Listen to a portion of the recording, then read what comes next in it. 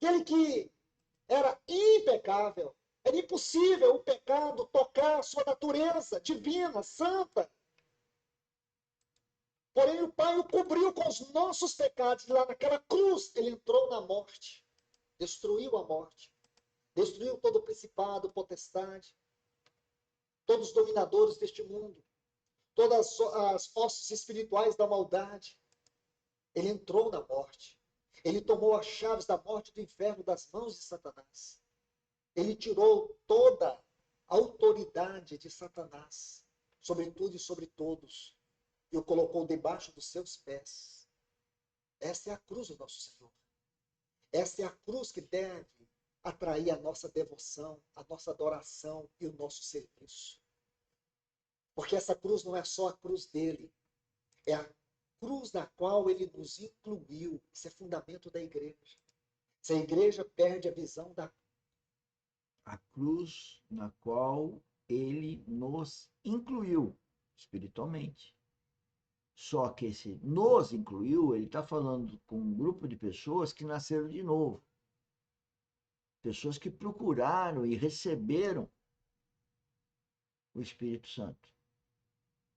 Procuraram Deus para aceitar o Espírito Santo habitar o coração, que é o espírito também da filiação. Nesse momento você tem a Trindade habitando no seu coração através do Espírito Santo e você tem uma comunhão com a Trindade, né? E começa a ter a verdadeira consciência que vem do Espírito Santo. Só tem um probleminha.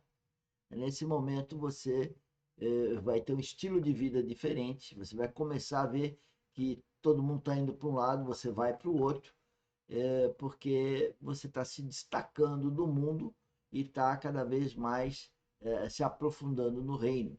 Então, a cruz é exatamente a operação espiritual para separar a carne, a coisa do ego, da questão de Cristo, a coisa do reino.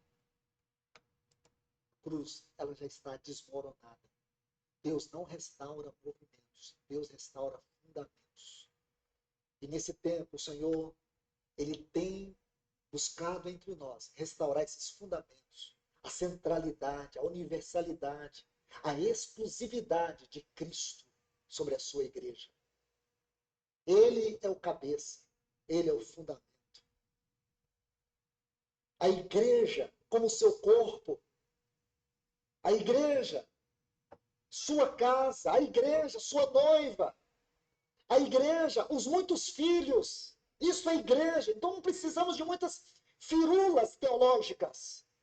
Desculpe-me essa colocação. Não precisamos, irmãos, de muitas invenções, de novas estratégias. Não precisamos de nada. Apenas que o Senhor restaure isso entre nós, na vida e na prática.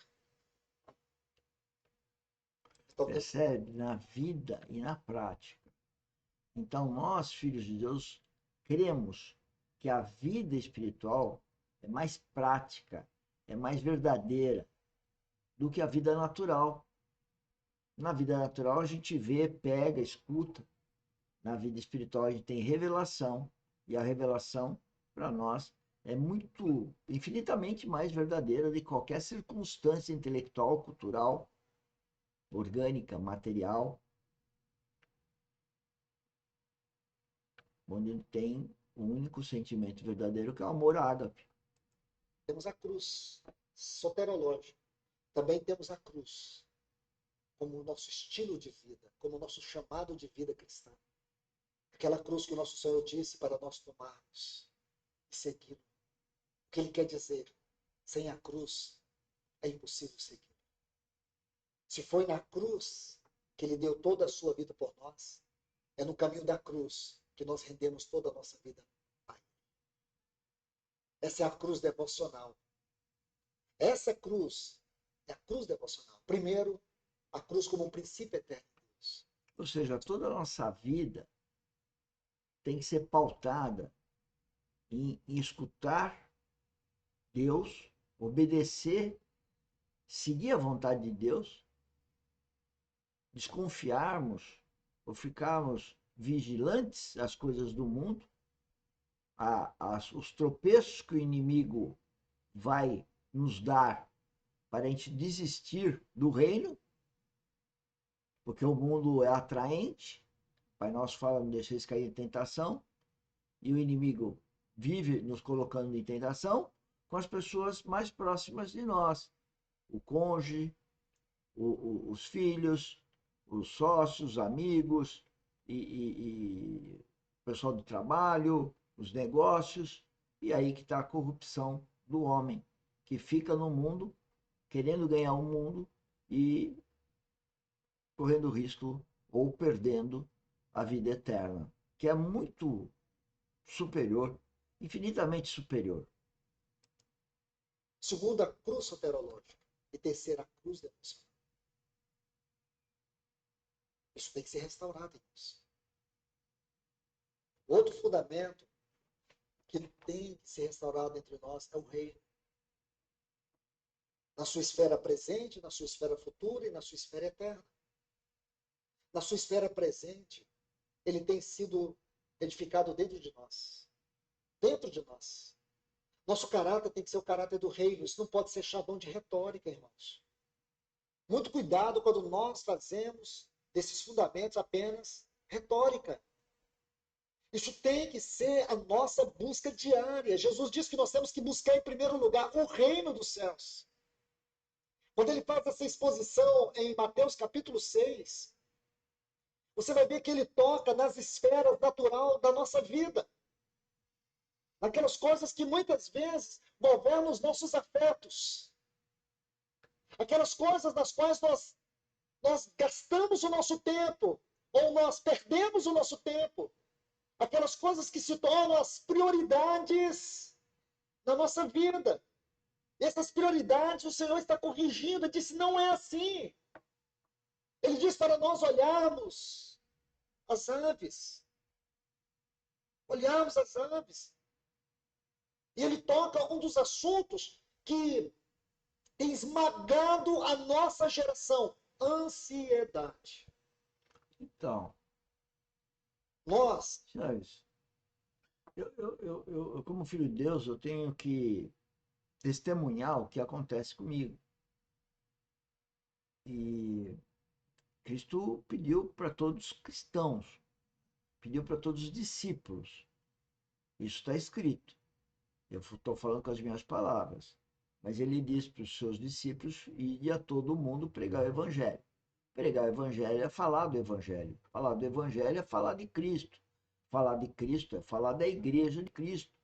Falar da igreja de Cristo é falar do homem corporativo, que é Jesus Cristo, que tem a cabeça à destra de Deus e que tem o corpo aqui na terra. E o corpo aqui na terra é formado por pessoas que nasceram de novo.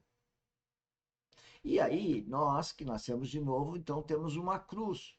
Carregar uma cruz é carregar uma cruz que espiritualmente está nos enobrecendo espiritualmente, separando o que é carnal, separando o que é egocêntrico do que é do reino, do que é espiritual. Está separando a vida espiritual para nós nos desenvolvermos na vida espiritual e abandonarmos os nossos afetos pelo mundo. Abandonarmos talvez não seja o nome correto, mas a prioridade a prioridade é o amor verdadeiro que é de Cristo. Os amores que temos no mundo são amores secundários ao amor de Cristo. Esse é ser cristão. Portanto, em tudo que fazemos, nós devemos ver como que Cristo, como o Espírito Santo está tocando no nosso coração e fazer de acordo com a vontade dele, não da nossa vontade. E tem muitas coisas que a gente faz que é porque eu quero, é porque a sociedade quer, é porque a família quer, mas ninguém questiona se é o que Deus quer. pela vulnerabilidade da nossa própria constituição carnal, já somos ansiosos, somos inseguros.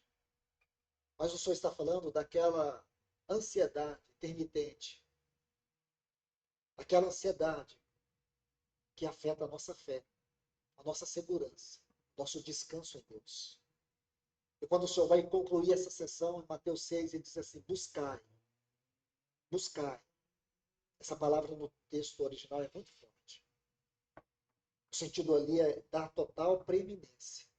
É estabelecer como prioridade.